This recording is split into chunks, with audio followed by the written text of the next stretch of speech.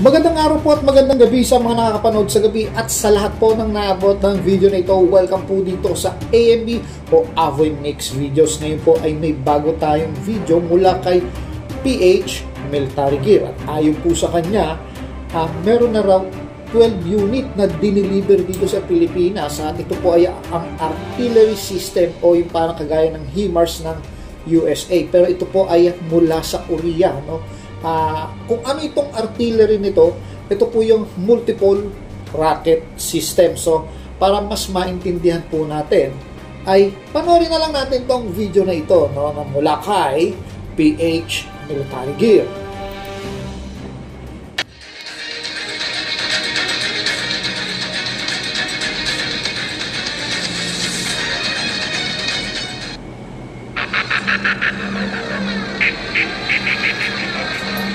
The Philippines is seeking a long-range rocket artillery system that can be used for anti-assess area denial A2AD in the Philippine EEZ, using tactical ballistic missiles and long-range guided rockets as part of the Philippine Army's Horizon 3 phase requirements. The M142 HIMARS was the main candidate but turned out to be very expensive, while offers from South Korea's Hanwha Defense with the K239 Chunmoo and Israel's Elbit systems with the PULS, formerly IMI Lynx, rocket artillery system were considered suitable and cheaper alternatives to the M142 HIMARS. Maganda siya, no? Astig yung forma niya, no? At siguro, siyempre, dahil Korea ito, mas mura ito kumpara sa HIMARS ng US. At balita ko, may long range po ito. It also appears that the use of ATACMS missiles against legitimate targets is highly sensitive and requires US approval as confirmed by DND sources with access to HIMARS information, and this, according to the Philippines, is restrictive despite being a US ally. The KTSSM-2 could be the main reason for the Philippine Army to choose the K239 Chunmoo over the M142 HIMARS and PULS, although the heavier Chunmoo cannot be carried by C-130 cargo aircraft due to its larger size. Korean sources reported that representatives from the Philippines were present during the testing of the Korea Tactical Surface-to-Surface Missile 2, KTSSM-2, by the South Korean Defense Development Agency on December 21, 2022 at the Anung Proving Grounds in South Korea. The missile was launched from the K239 Chunmoo rocket artillery system and hit a target 200 kilometers away. The missile is equivalent to the American ATACMS tactical ballistic missile. Each K239 Chunmoo rocket... So, malayo siya, no? Kaya niyang, sa ganun kaliit na missile, kaya niyang lumayo ng ganun kalayo, no? At saka, mukhang okay naman ang gawa ng South Korea. Hindi lang natin alam kung ano naging problema doon sa in-acquire nating jet. Tingin ko lost power yun, kaya kahit communication hindi sila nakakuha. So balik na lang ulit tayo dito sa video. The artillery system can carry 2 KTSSM-2 missiles.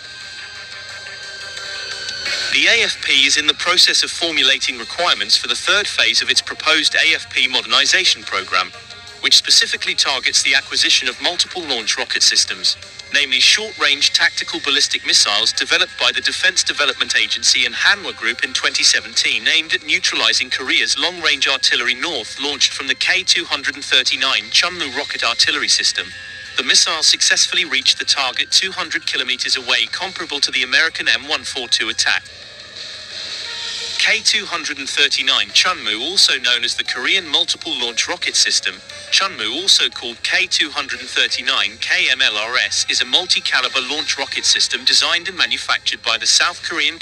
Ang ganda, no? So, yung isang truck niya nagke-carry ng 12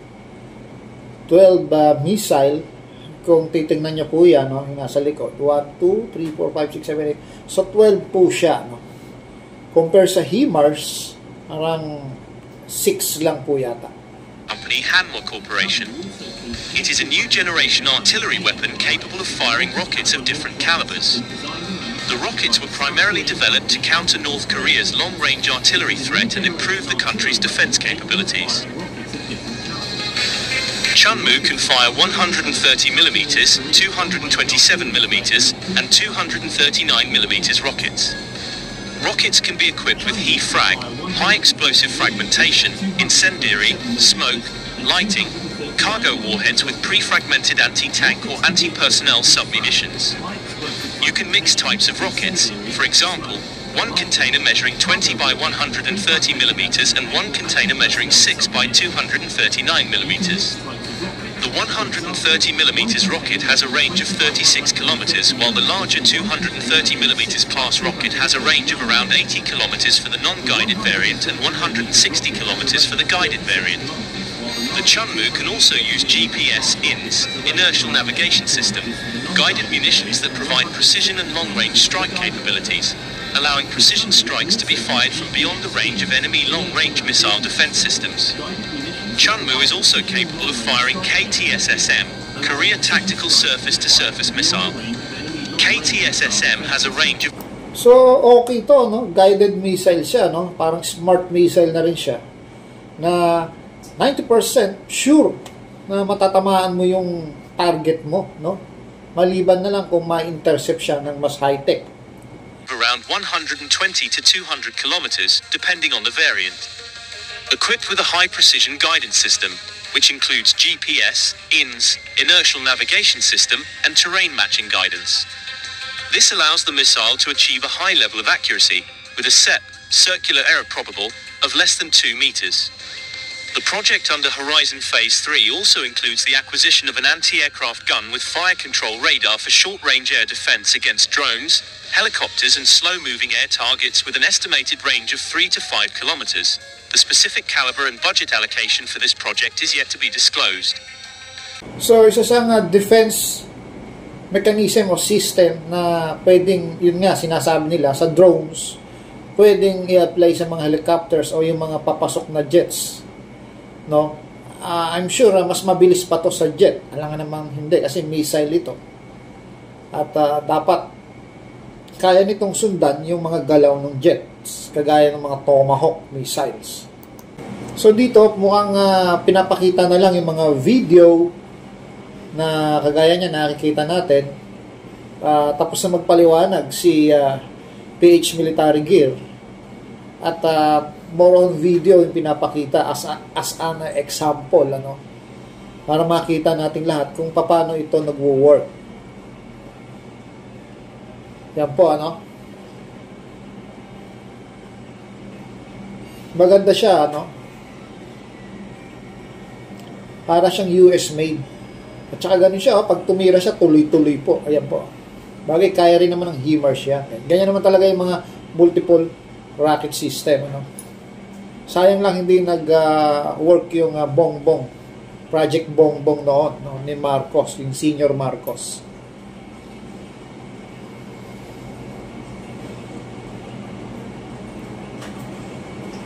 So, kailangan nating magkaroon ng choices, no, na hindi lang basta sa US tayo kukuha.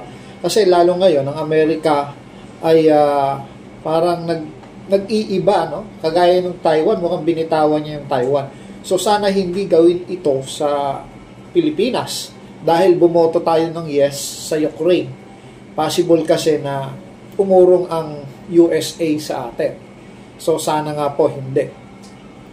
At dumadami yung parang bansa na nagagalit sa Amerika, kagaya ng Canada, dahil pinapatawan nila ng matataas na tariff, no? At pinull out na ng presidente nila na si Donald Trump yung mga personnel, military personnel sa European, na labis naman na ikinadismaya ng mga European, no? Kasi malaking dagok sa kanila yon yung pag-pull out.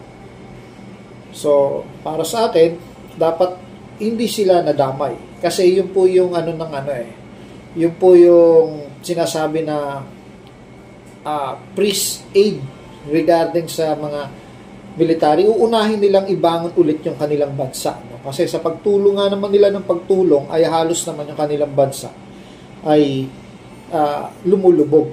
No? So, kailangan niyang i-pull out, itigil muna yung mga ganong pagsusuporta sa ibang bansa para i-clarify yung mga kasunduan. Kasi parang yung nababaliwala na yung kasunduan, ano? Napapabayaan nila. At buti na lang ang Pilipinas, exempted po doon sa aid freeze na yon, ano.